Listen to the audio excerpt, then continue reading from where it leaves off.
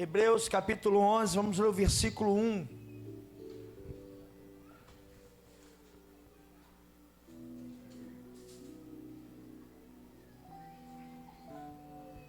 Hebreus capítulo 11, versículo 1.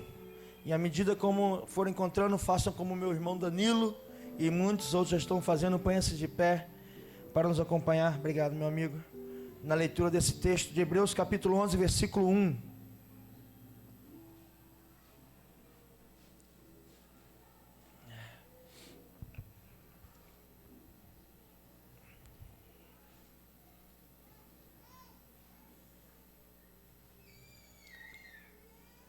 Amém? Põe-se de pé.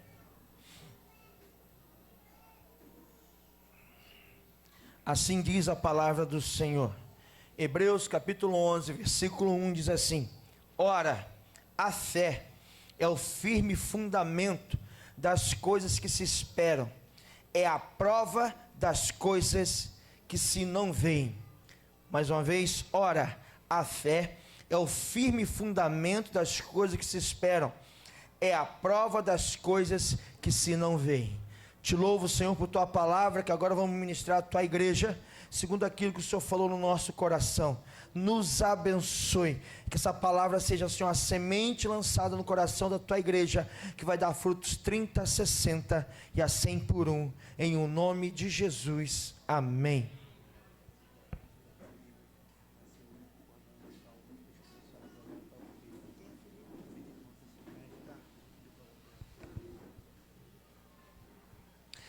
Queridos, mês de outubro é o meu mês, amém?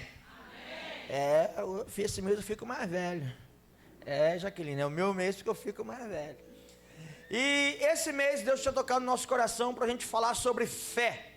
Então o mês de outubro inteiro nessa igreja você vai ouvir, vai aprender mais acerca da fé. Todo mundo que subir nesse altar para pregar esse mês de outubro inteiro vai falar de fé. Então, se o seu problema é fé ou falta de fé, você não pode faltar nenhum culto, amém? Amém? Porque Deus vai falar contigo acerca da fé. E essa primeira palavra que eu vou trazer, depois os outros irmãos e irmãs vão trazer segundo aquilo que o Espírito Santo vai falar no coração deles e delas, é nesse texto de Hebreus capítulo 11, versículo 1, onde o escritor do livro de Hebreus nos dá uma definição de fé, que ele fala: ora, o que é a fé? A fé é o firme fundamento das coisas que se esperam.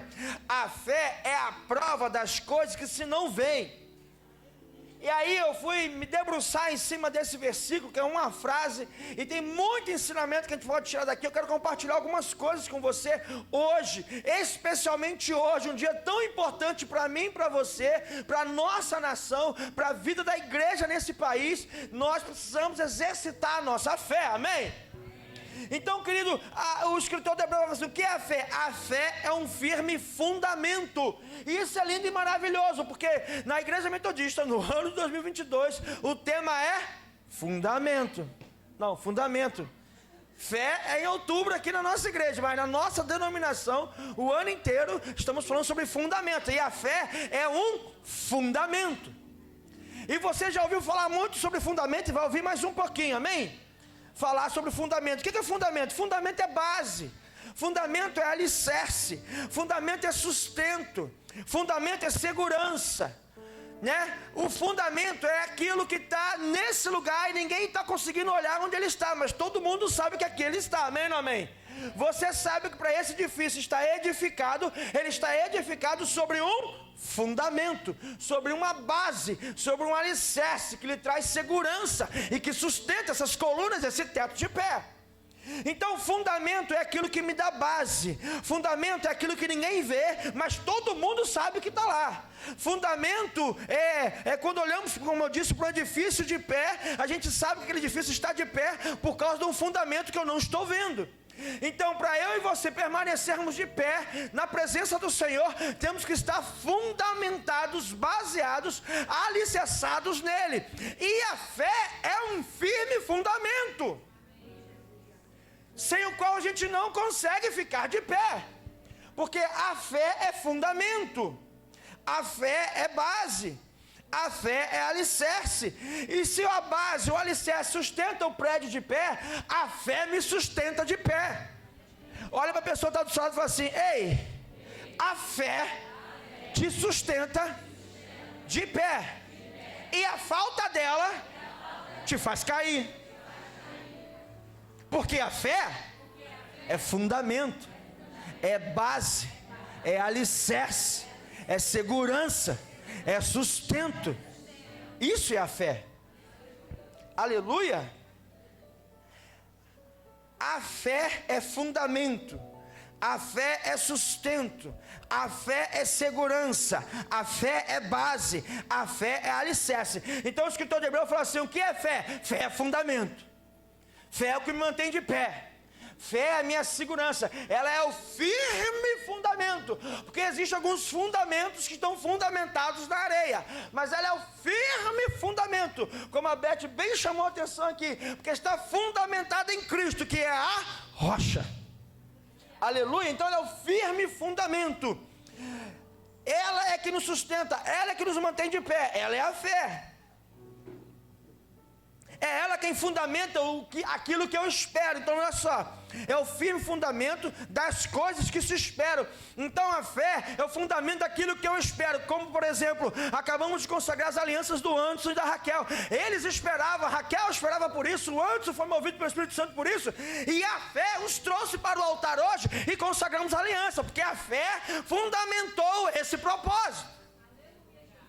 Então a fé é aquilo que me dá esperança, é a que faz eu crer e esperar as coisas que eu quero que aconteçam. Por exemplo, de repente você, irmã que está aqui, seu marido não está aqui, e você vai continuar orando, porque a fé fundamenta você para crer que ele vai se render ao Senhor nesse lugar. Ou você pai, ou você mãe que está aqui e está orando pelo seu filho, pela sua filha, por qualquer situação, e vocês estão aqui clamando, e é a fé que fundamenta esse clamor que vocês estão fazendo pelo alcance do Senhor na vida dos seus filhos. De repente, marido, homem, você está procurando um bom emprego para sustentar a sua casa, e você clama ao Senhor pela fé, porque ela fundamenta as coisas que eu espero porque eu tenho fé. Como eu disse e repito, hoje é um dia tão especial para nós, brasileiros que fomos às urnas. A fé fundamenta a nossa esperança na nossa nação. Então a fé é fundamento das coisas que eu espero. Eu só espero o que eu espero porque eu tenho fé. Eu só tenho esperança que vamos ter dias melhores por causa da fé. Porque se eu não tivesse fé, eu não esperaria nada de melhor. Se eu não tivesse fé, eu não teria esperança que nada iria melhorar. Mas eu tenho fé e você também tem fé, e por isso cremos, porque ela nos fundamenta na palavra, que é o Cristo, que é a rocha, que podemos esperar que o melhor dele ainda está por vir. Aleluia. Aleluia. Nós vamos sair hoje enviados pelas casas de paz. O que nos faz nos mover nessa direção? A fé de que Jesus vai encontrar filhos da paz nesse lugar e vai implantar a paz dele naquele lugar. Somos movidos pela fé. A fé é a preparação para todas essas bênçãos que nós estamos querendo. Assim como o alicerce do edifício é a preparação para a elevação desse edifício, assim a fé é a preparação para o recebimento das bênçãos que nós esperamos. Você não entendeu. Poucas pessoas. O alicerce, o fundamento que é o alicerce, é a preparação para a edificação. A gente não começa um edifício pelo teto. A gente não começa a construção de uma casa pelo telhado. A gente começa pelo fundamento. É o fundamento que prepara para a edificação. Assim como o alicerce está para a edificação de um prédio, assim a fé está para a edificação da nossa vida. Ela nos prepara para receber tudo que Deus tem para nós. Aleluia. Aleluia. Ela é a preparação, é aquilo que nos prepara para receber. Fé é um firme fundamento das coisas que se esperam, é a prova dos fatos ou das coisas que não se veem. A fé é fundamento, a fé me prepara para receber a bênção e a promessa, e a fé é a prova das coisas que não se veem, das coisas que eu não enxergo, das coisas que meus olhos não conseguem observar. A visão é um dos 5 sentidos, meu amado. A fé é o fundamento das coisas que não se veem. Por que o escritor está dizendo isso? Porque o nosso corpo se relaciona com o mundo através dos 5 sentidos. Nós nos comunicamos com o mundo e nos comunicamos uns com os outros através do nosso sentido. Por exemplo, nós temos o tato. O tato é um dos sentidos. Pega na mão dessa pessoa aí, pega esse irmão, essa irmã e fala assim, ó, aperta o ombro dele. É de verdade? O seu tato, que é um dos sentidos, prova que é de verdade. Por quê? Porque é algo concreto. Ok? O outro sentido que nós podemos ter, que nós temos, é a audição. Está me ouvindo falar? Às vezes gritar. E às vezes você quer tapar. Porque a audição é um dos sentidos que nos faz comunicar com o mundo e com as outras pessoas. Então eu ouço pela minha audição. Qual é o outro sentido? O olfato. Dá um cheirinho nessa pessoa do seu lado aí. A essa hora, depois de um culto quebradeira dessa, suadeiro danado, eu acho que tu vai achar um odorzinho desagradável, ou não? Hã? Mas esse cheiro é perceptível? Sim ou não? Sim ou não? É concreto, então. Se tu percebe, ele é concreto. Ainda que você não veja, porque com os olhos você vê, mas com a mão você toca, e com o nariz você cheira. E quando você consegue perceber o odor, significa que algo concreto você está percebendo. Tem um cheiro. Bom, às vezes não tão bom assim, mas tem um cheiro. Hoje, estacionei o carro onde eu fui votar. Saí, quando eu estou lá na minha parte de votar, quando eu olho para o meu pé, eu senti um mau odor. Chapei lá no negócio de cachorro. Ó, senti um mau cheiro, me inspirou para essa pregação. Nem todo cheiro que a gente sente é bom, mas ele é concreto, ele existe. Quando eu senti o cheiro, olhei, estava lá. Quando você chega em casa, marido, sente o cheirinho da janta. Tu chega lá e abre a panela, tá lá, é um cheiro de algo concreto. Então, o olfato é um sentido que nos comunica, amém? Qual é o outro olfato? É quando eu provo. Qual é o outro sentido? É quando eu provo a janta, é o paladar. O cheiro denunciou aquilo que minha boca agora experimenta. Eterra, essa janta é boa. Quando eu como um doce gostoso, uma comida gostosa, eu sinto gosto, sim ou não? Quando eu tomo um chá de boldo ou de carqueja, eu sinto gosto, sim ou não? Seja bom ou ruim, eu sinto ou não sinto? Então o paladar também é algo concreto. Aleluia? E qual é o outro sentido que eu não falei? A visão. Eu olho para vocês e estou enxergando vocês. Vocês olham para mim e estão enxergando a mim. Significa que nós somos também, pelo sentido da visão, algo concreto. Então os 5 sentidos nos comunicam com o mundo uns com os outros. Nos faz perceber e ser percebido. Amém ou não amém? Só que a fé não tem nada a ver com isso. Porque o escritor de Hebreus falou assim: a fé é a prova das coisas que eu não vejo. Porque eu vejo, que quando eu vejo, então se eu vi é algo concreto. A fé é o que me faz enxergar sem eu ver. Ouvir sem alguém falar. Sentir o cheiro sem nada perto de mim aparecer com aquele cheiro. A fé não tem nada a ver com aquilo que é concreto, querido. A fé não tem nada a ver com os 5 sentidos. A fé é a prova das coisas que eu não consigo ver. Esses sentidos são nossa forma de comunicação com o mundo e com o próximo. Os sentidos estão ligados a coisas concretas. Jesus falou assim em Mateus 6,23, que os olhos são a candeia do corpo, a luz do corpo. Se eles forem bons, todo o corpo será bom. Se eles forem mal, todo o corpo será mal. Alguns pensadores falam assim, que os olhos são a janela da alma, né? Alguns pensadores falam isso, autor desconhecido, mas os olhos são a janela. Tá bom, não? Tá falhando aí, irmão? Tá não, gente. Absoluta. Mas fica na intercessão mesmo, porque se falhar, tu me dá esse microfone concreto na minha mão. Obrigado, Maurinho. Tá bom? Então olha só, a fé, porém, não está relacionada à visão, muito menos a outro sentido, porque os sentidos às vezes nos deixam dúvida. Sim ou não? Lembra que eu falei do cheirinho maravilhoso da comida? Lá no trabalho eu passo assim perto do restaurante, antes do almoço, cara, a comida hoje vai ser top. Quando eu vou comer, que decepção. Porque às vezes o sentido nos engana. às vezes a gente toca em algo, né, onde a gente não consegue observar, para sentir a textura, e pensa com uma coisa, quando consegue enxergar, observa que é outra. Às vezes alguém fala alguma coisa e a gente ouve outra completamente diferente, porque o sentido da audição me atrapalha. Às vezes ele é enganoso.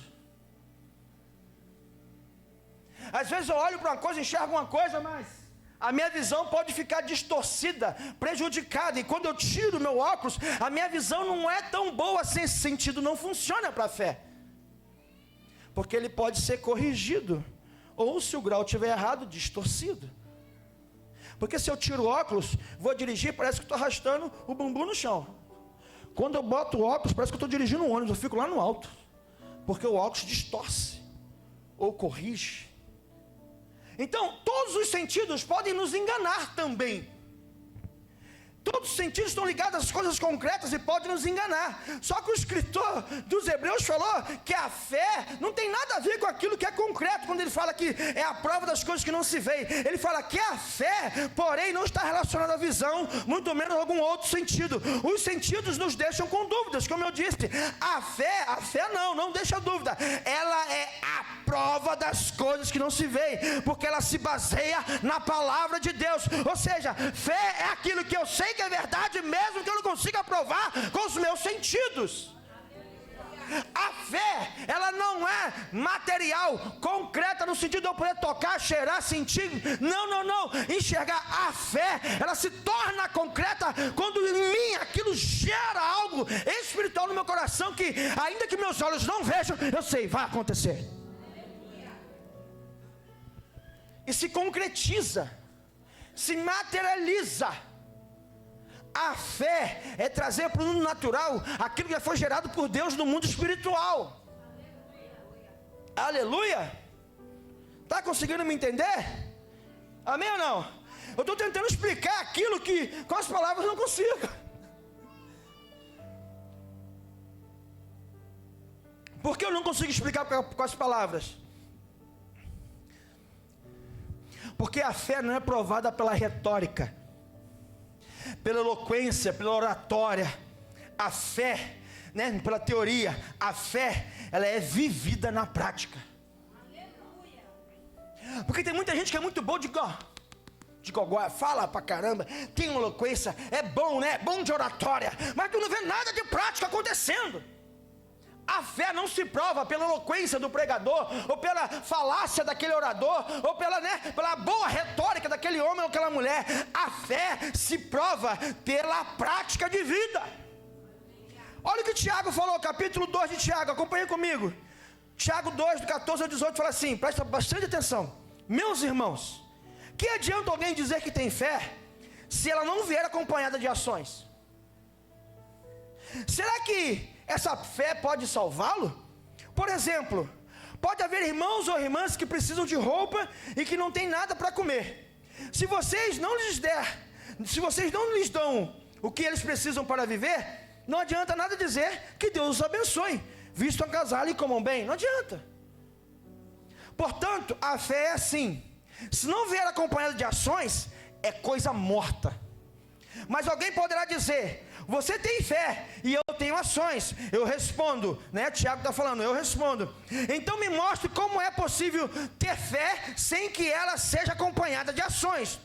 Eu vou lhe mostrar a minha fé por meio das minhas ações. Querido, deixa eu te falar, minha igreja amada do Senhor, fé se prova na prática. Pastor, como que o senhor prova a sua fé? Aqui, ó. Aí eu concretizo aquilo que meus olhos antes não podiam contemplar. Isso é fé. É andar como se eu estivesse enxergando com meus olhos naturais, mas só consigo perceber com o meu espírito, até se materializar. Como assim?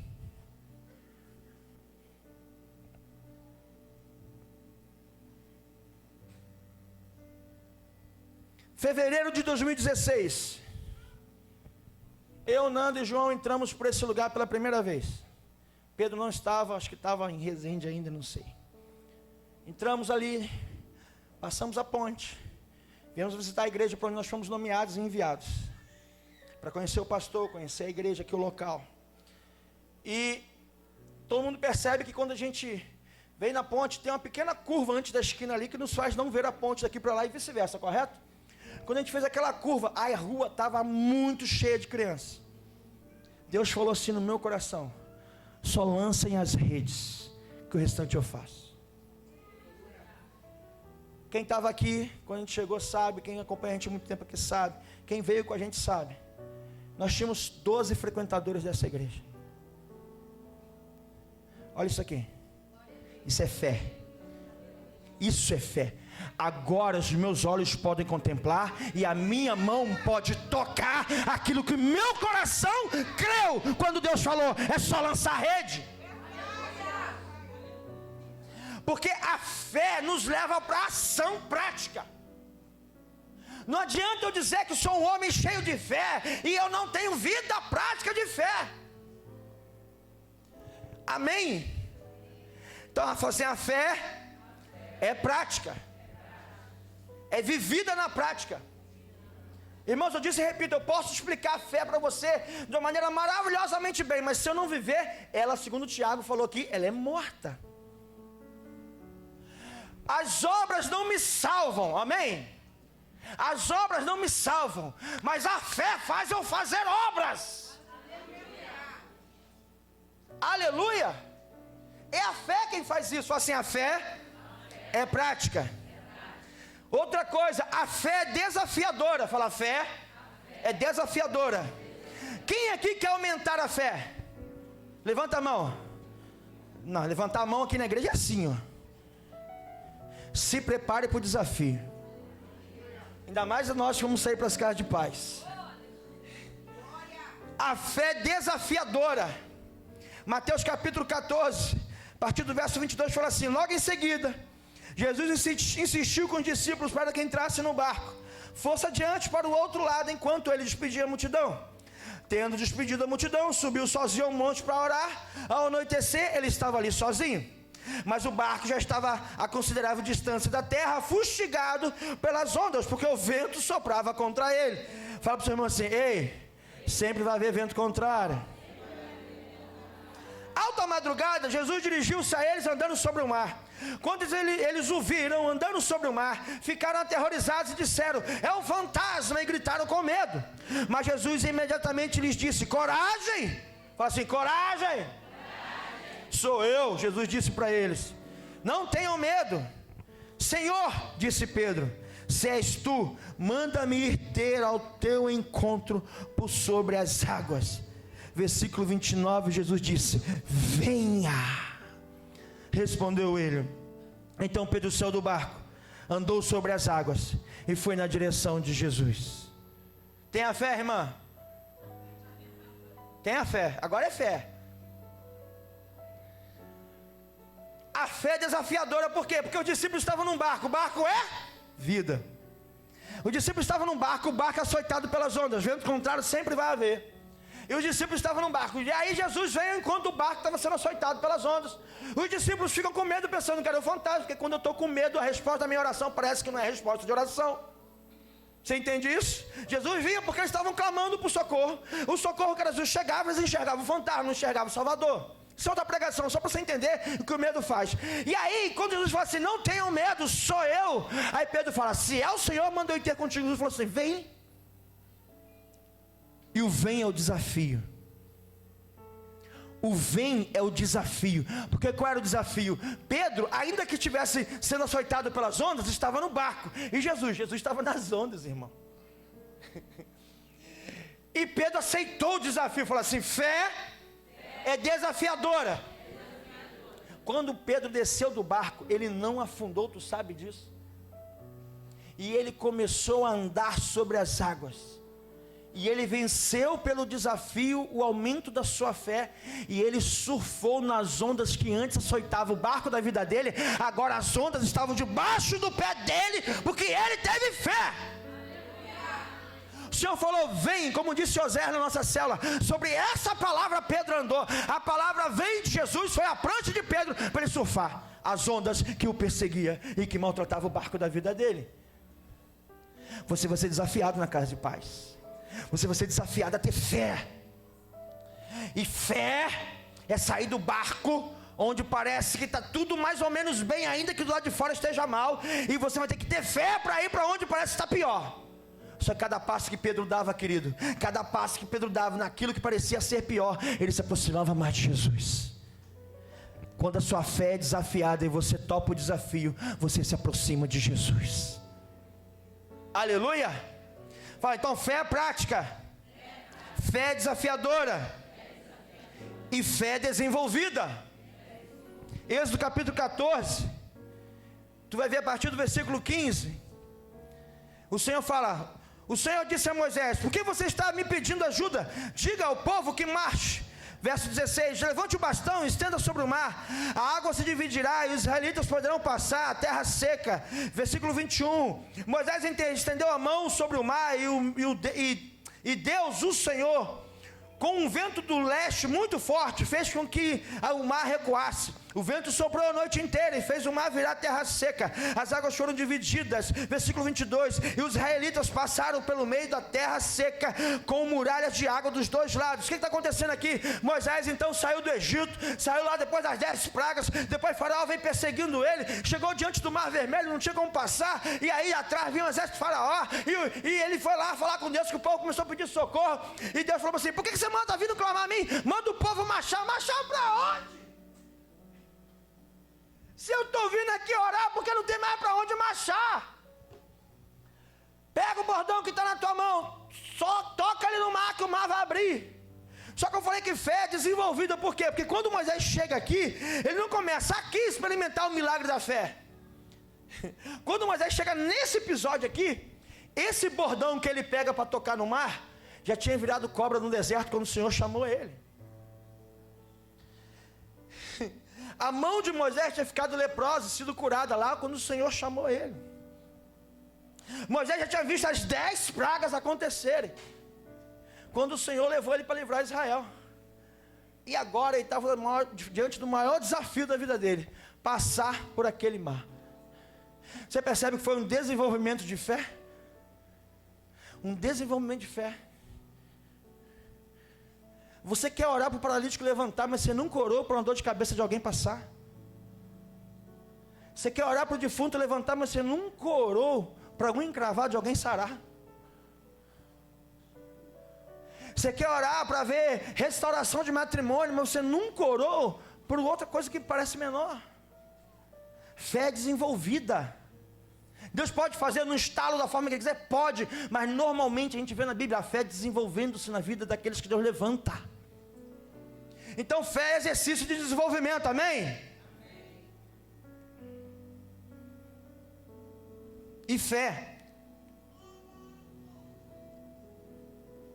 te leva a dar seguimento do propósito de Deus na terra. Josué capítulo 1, no versículo 9. Capítulo 1, versículo de 6 ao 9. Deus fala para Josué: Josué, seja forte e corajoso, porque você vai comandar esse povo quando eles tomarem posse da terra que eu prometi aos antepassados deles. Seja forte, muito corajoso, tome cuidado e viva de acordo com toda a lei que o meu servo Moisés lhe deu. Não se desvie dela nem para a direita nem para a esquerda, e você terá sucesso em qualquer lugar por onde for. Fale sempre o que está escrito no livro da lei, estude esse livro, de dia e de noite, se esforce para viver de acordo com tudo que está escrito nele. Se fizer isso, tudo lhe correrá bem e você terá sucesso. Lembre-se da minha ordem, seja forte e corajoso, não fique desanimado, não tenha medo, porque eu, o Senhor seu Deus, estarei com você em qualquer lugar por onde você for. Por que Deus está falando de Josué aqui, 3, 4 vezes? Seja forte e corajoso, seja muito forte e muito corajoso. Sabe por quê? Porque ele estava assumindo a missão de Moisés. Josué e Caleb são os únicos da geração que saiu do Egito que ia entrar na terra prometida. Eles viram, atravessaram o mar vermelho quando eram pequenos aqui, quando eu acabei de falar. E aqui eles já eram rapazes, jovens, e foram espiar a terra. E só os dois, Josué e Caleb, que falaram que a terra era boa, que mana leite e mel. Josué foi escolhido por Deus para assumir o lugar de Moisés, que tinha acabado de morrer. Aquele que foi levantado como libertador chegou num ponto que não cumpriu completamente o propósito. Ainda que tenha cumprido cabalmente o seu chamado, não cumpriu completamente o propósito. E aí Deus levantou um outro. Quem era esse outro? Josué. E Josué foi levantado, um jovem homem de Deus levantado, para assumir a missão de um grande outro homem de Deus. Que subiu ao monte, Deus falava com ele face a face, que Deus entregou as tábuas da lei na mão dele, aquele que clamou pelo povo, e Deus teve misericórdia do povo. Ele estava assumindo o lugar de Moisés, ele estava com medo. Só que Deus falou com ele: tenha fé, seja forte, corajoso, e a fé o fez cumprir o chamado. Nós que somos os semeadores da paz, vamos sair por essas casas. Quem aqui está com medo, levanta a mão. Seja forte, corajoso, o Senhor é contigo, é Ele quem está te enviando para aquela casa onde Ele está precisando que Ele chegue naquele lugar. Não tenha medo, seja forte, corajoso. Então a fé nos leva a cumprir o nosso propósito. Se você está com essa camisa aqui, ó, nessa missão especial que essa igreja está entrando a partir de hoje, foi treinado esse mês inteiro, e agora vamos ser enviados, é porque você é um homem e mulher de fé. Você não é um homem ou mulher que sabe de tudo, você não é um homem ou mulher que tem experiência com tudo, você não é um homem ou uma mulher perfeito e perfeita, você é um homem ou mulher de fé, que está sendo desenvolvida um passo após o outro, que está sendo provada na prática, que vai levar você a cumprir esse chamado, esse propósito. Porque a fé, ela não tem nada a ver com aquilo que eu sinto, percebo, vejo. A fé tem aquilo que o Espírito Santo move dentro de mim, me faz crer, ainda que meus olhos não veem, que Ele está comigo nessa missão. Deus está contigo nessa missão. Aplauda Jesus por causa disso.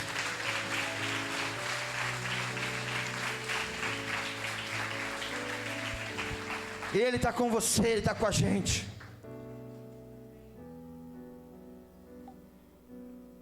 É um propósito do Senhor. Quando a gente olha ao nosso redor, quando a gente olha as circunstâncias, não dá para com nossos olhos contemplar, os nossos ouvidos não estão ouvindo boas notícias. Nossos ouvidos não estão ouvindo boas notícias. Nossos olhos não estão contemplando um horizonte sereno. Vamos precisar, como igreja, exercitar nossa fé. Eu queria chamar todos os semeadores de paz aqui para frente, em nome de Jesus.